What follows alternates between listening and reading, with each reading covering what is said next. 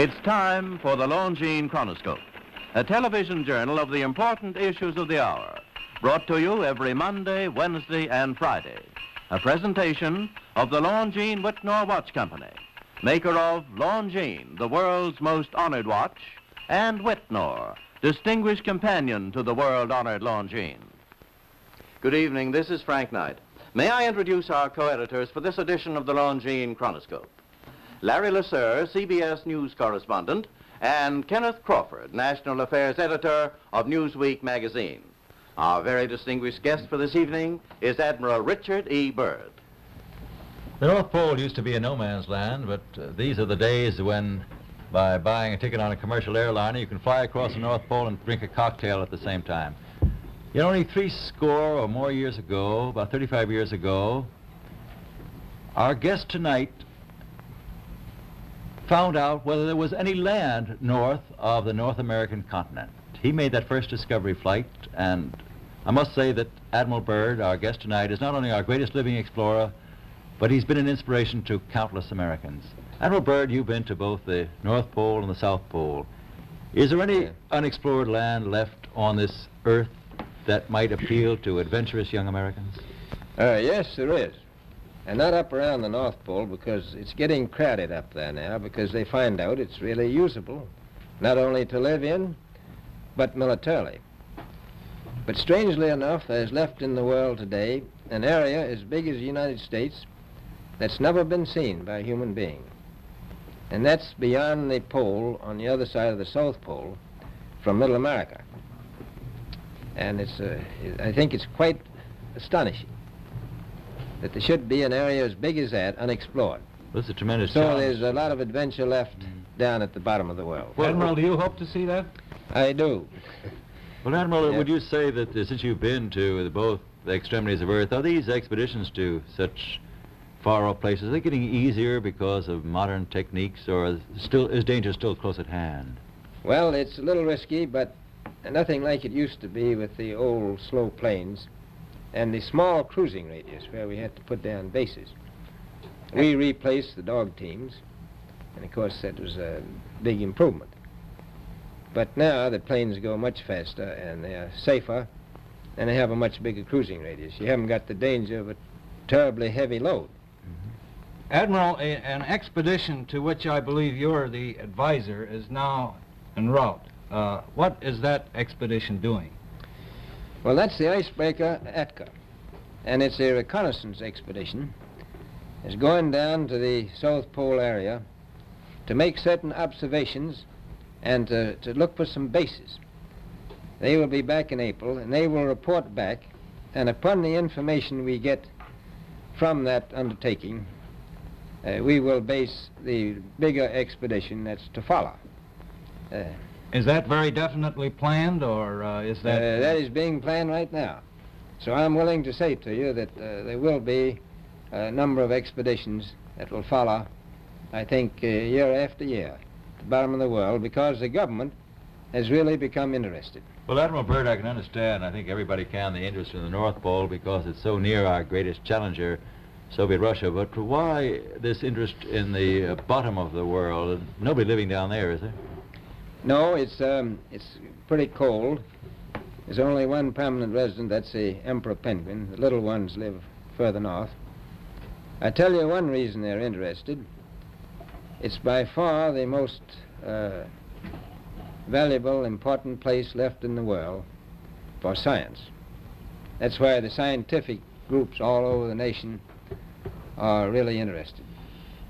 But more important than that, it has to do with the future of the nation, those to come after us, or even during your lifetime, because it happens to be an untouched reservoir of natural resources.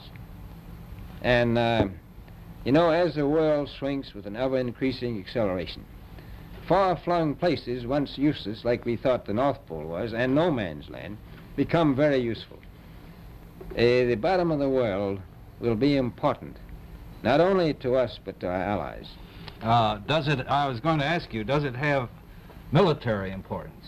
It has some, and as the world shrinks, it will continue to shrink with an ever-increasing acceleration. thus bringing these places closer. And in the future, I can see a time when it will be very, very important strategically. Well, has the development of air power increased the strategic importance of places like the very much Palma so. Peninsula, we'll say? Very much so. Even now, if anything happened and we lost the Panama Canal, we would have to control the islands just north of Antarctica, which are part of Antarctica, and between there and Cape Horn. I've heard it said that there are 7 continents in the world, and one of them has never been seen by a woman, and that's Antarctica. Is that actually true? Well, if the Palma Peninsula is an island, as far as I know, that's true.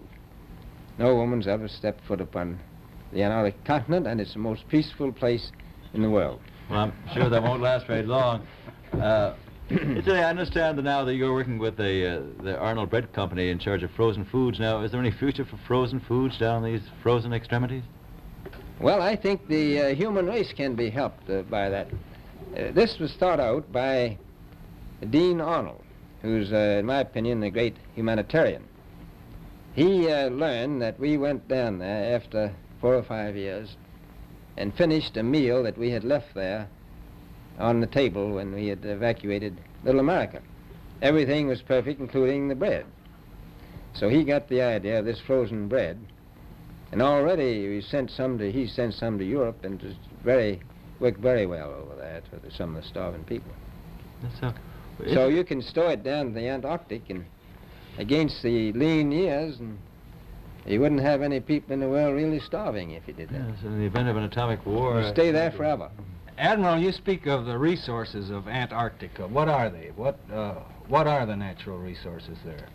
Well, we've found enough of coal within 180 miles of the South Pole in a great ridge of mountains.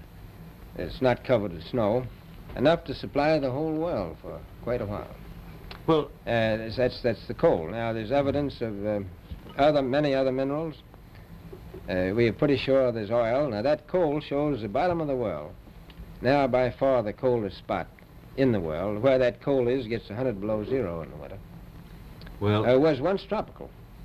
So we think there's oil there, and there's evidence, probably uranium there. Is it any secret? Is there uranium there? That would be the only thing that would be practical to actually go after, I suppose. Everything else would be economically unfeasible, wouldn't it? Well, as we recklessly expend our resources, the time will come when we'll have to go after that stuff down there. Well, you know, I avoided what you said about uranium. I'm not sure about that. I don't want to have the world fight over the Antarctic. Admiral, is there a competition among other nations to try to get information about Antarctica and possibly to secure some of these resources? Well, yes. There are now 7 nations very much interested. Russia is interested tremendously. That I'm sure of. Australia has an expedition down there. The Argentine, the Chile, New Zealand, Britain, and so on. Now, you can understand those people down there being interested because they live down there, the New Zealanders, the Argentinians, the Chileans, and the Australians. And so we don't do much about claiming anything. Admiral, you make this sound a little crowded. Are there that many expeditions now there or en route there? Well, you know, as I said, it's the most peaceful place in the world, but I don't think it will be for long because of this intense interest on the part of other nations and this nation. Well, Admiral Byrd, are private expeditions a thing of the past? Is expedition and exploration, making expedition and exploration now purely a government function because of the tremendous cost No, I and don't think organization? so. I think down south it may be more or less a thing of the past, but not other expeditions that go. There's a lot of them go north now. This latest expedition now on the way is a government expedition, I take it. Yes, that's the government. Admiral Byrd, may I ask you, is there a great difference between the top of the world and the bottom of the world? There is. Now, the North Pole is the center of an ocean 10,000 feet deep. The South Pole, the center of a plateau, 10,000 feet high. The North Polar Sea is surrounded by continents slightly frozen. The Antarctic continent is surrounded by a belt of ice frozen seas of at least 1,200 miles thick. Now, the south is a plateau. It gets, in some places, 14,000 feet up. I've been over areas about 13,000, and it's a little bit chilly up there. So there's that big difference between the top and bottom of the world. The north really isn't very cold up there on the Arctic Ocean. Not compared to the south. Admiral Byrd, we often hear it said that our young Americans now aren't as hardy as their forefathers. Do you think that Americans do measure up to the standards, the physical standards and morale standards of the past? I do. I don't believe that. I think they're just as hardy. Well, what would you say was the most valuable factor on an expedition? Is it morale, or physical courage, or is it sheer equipment? Well, I've always thought that loyalty was by far the most important trait. The British told me that when I first went down in 28, that I couldn't possibly get through the winter night without a mutiny if I took more than 20 men. But to serve science, I had to take 42 men. And then I took 56 the next time, and so on. So, and I did find that loyalty was the most important thing during the winter night when it's very hard on your nerves. I think that's trait. Well, that's a very valuable characteristic at any time. Well, thank you very much, Admiral Byrd. It's been a great pleasure to have you here tonight. It's a pleasure to be with you. Yeah. The opinions expressed on the Longines Chronoscope were those of the speakers. The editorial board for this edition of the Longines Chronoscope was Larry Lasser and Kenneth Crawford. Our distinguished guest was Admiral Richard E. Byrd.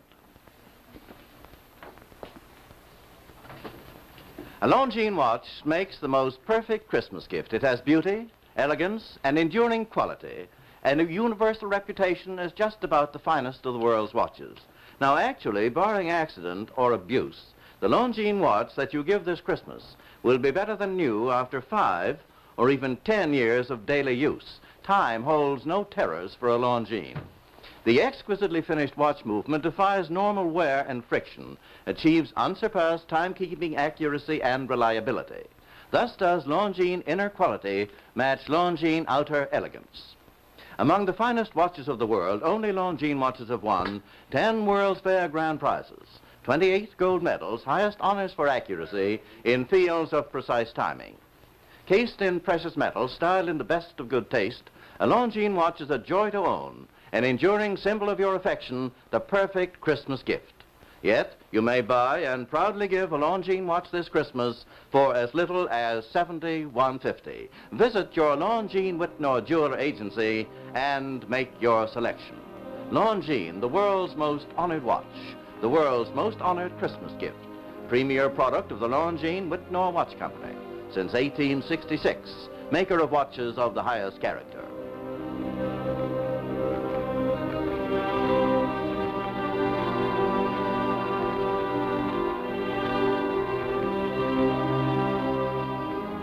We invite you to join us every Monday, Wednesday, and Friday evening at this same time for the Longines Chronoscope, a television journal of the important issues of the hour, broadcast on behalf of Longines, the world's most honored watch, and Whitnor, distinguished companion to the world-honored Longines.